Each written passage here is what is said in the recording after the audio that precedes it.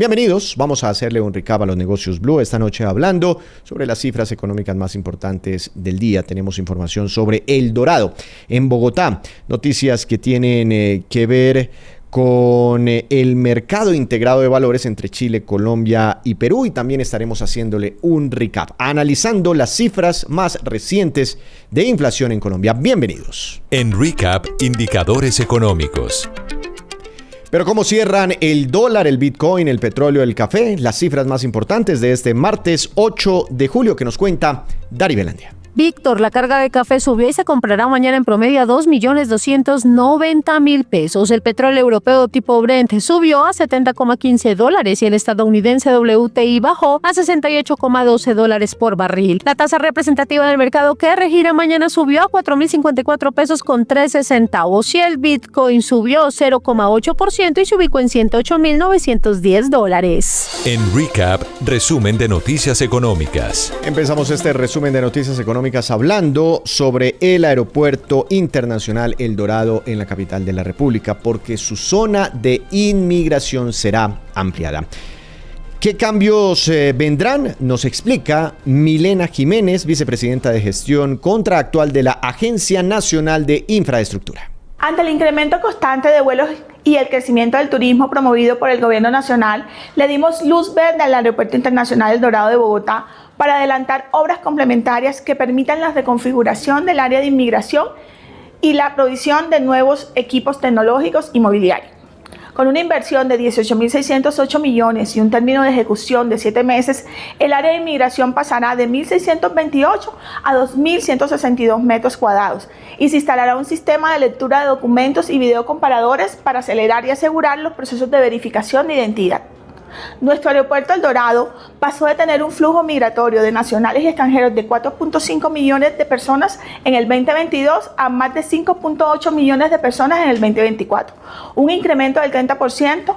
Las intervenciones que desde la Agencia Nacional de Infraestructura le haremos seguimiento son fundamentales para adaptarse a las dinámicas operativas actuales del aeropuerto, reducir los tiempos de espera y alcanzar una atención eficiente y de alta calidad para los usuarios.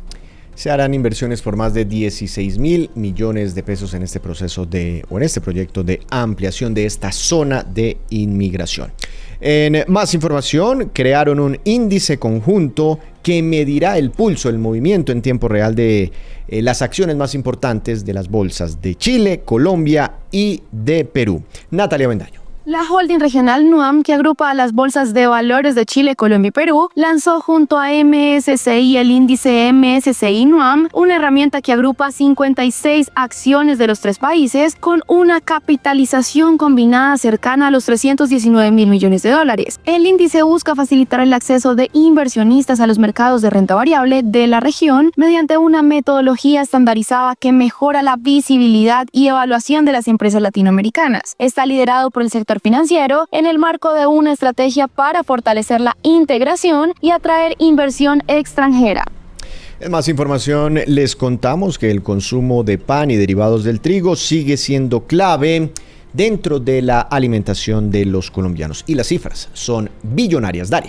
En 2024, los hogares colombianos gastaron 25,94 billones de pesos en alimentos elaborados con harina de trigo, lo que representó el 2,37% del gasto total y el 7,62% del gasto en alimentos, según datos de Radar y la Cámara de Molineros de Trigo de la ANDI. El pan lideró este consumo con el 50% del total, seguido por galletas, pastas y otros productos de panadería. La harina de trigo fortificada cumple además un rol nutricional importante en un país con altos niveles de inseguridad alimentaria, según revela el estudio. El informe también destaca diferencias regionales en los patrones de consumo y el papel clave de las panaderías de barrio, especialmente en ciudades como Bogotá, donde funcionan más de 8.000 de estos establecimientos. Y cerramos este primer bloque de noticias económicas contándoles que ordenaron la suspensión, el cierre de varias empresas por captar dinero sin autorización. Camilo Vázquez. La Superintendencia de Sociedades ordenó la suspensión de actividades de VS Factor SAS, Nanotecnología Ambiental de Colombia y sus representantes legales tras identificar una presunta captación ilegal de dinero del público. Según la investigación, las empresas ofrecían contratos de factoring que en realidad no cumplían con los criterios de dicha figura, ya que los pagarés eran emitidos por la misma compañía y los recursos se canalizaban a través de otra firma. El esquema involucra un pasivo superior a 4.225 millones de pesos y habría afectado a unas 80 personas. La entidad anunció que se iniciará un proceso de intervención judicial para la eventualidad de devolución de los recursos, recordando que sus actuaciones buscan proteger el interés público y el orden financiero. Las movidas empresariales, las divisas y la economía. Todo en el mundo de los negocios en Recap Blue. Regresamos para hacerle un recap a los recientes datos de inflación. Anoche pues explicábamos los primeros anuncios del DANE y hoy ha sido un tema de discusión en redes sociales, en sectores económicos, porque de fondo, por lo menos lo que nos dicen la mayoría de analistas con los que hablamos, sí es una buena cifra. El hecho de que la inflación se ubicara por debajo del 5% en su variación anual por primera vez desde octubre, tal vez octubre del año 2021, es calificado este acontecimiento como algo muy positivo para la economía colombiana. Todavía falta camino por recorrer para llegar a esa meta del 3% del Banco de la República, pero estamos ya cada vez más lejos del pico del 13% que tuvimos hace un par de años y de esa forma pues se puede mirar también ese dato, cómo ha venido mejorando la inflación en Colombia.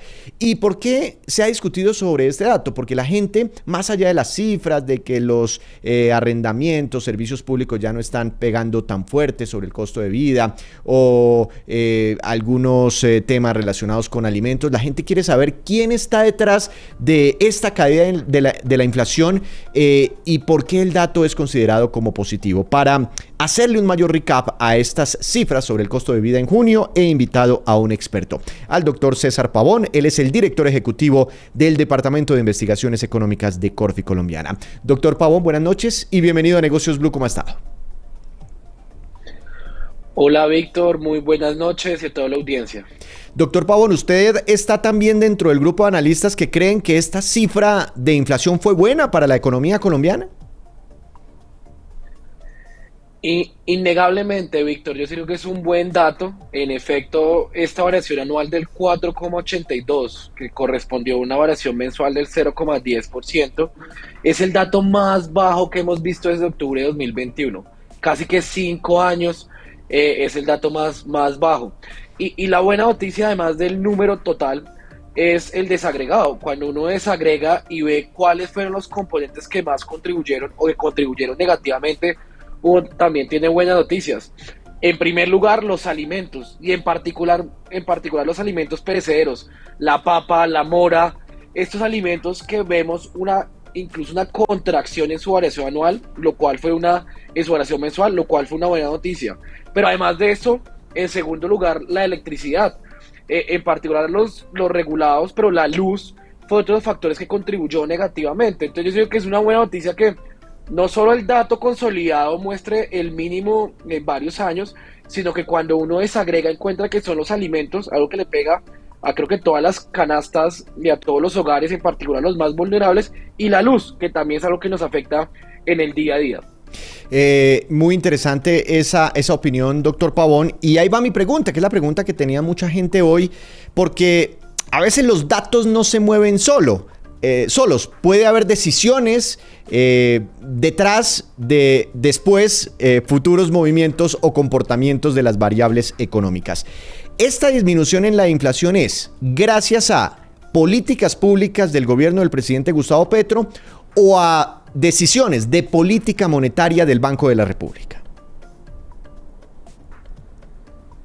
Bueno, Víctor, pues yo creo que hay varios factores que juegan en este resultado. Por supuesto que las políticas públicas importan, y yo defendería en este caso el rol que ha tenido el Banco de la República.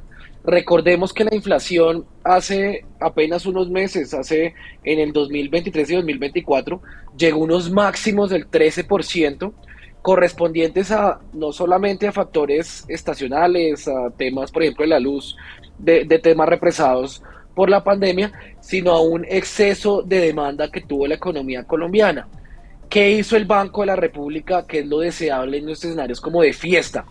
El Banco de la República decidió bajar de cierta manera los impulsores subiendo su tasa de interés y lo hizo en unos niveles máximos y hemos visto cómo gradualmente, en la medida que la inflación se ha venido controlando, pasamos de una inflación del 13%, ya a cerrar a una inflación del 9% el año pasado y ya estamos viendo este año algo más cercano al 5%.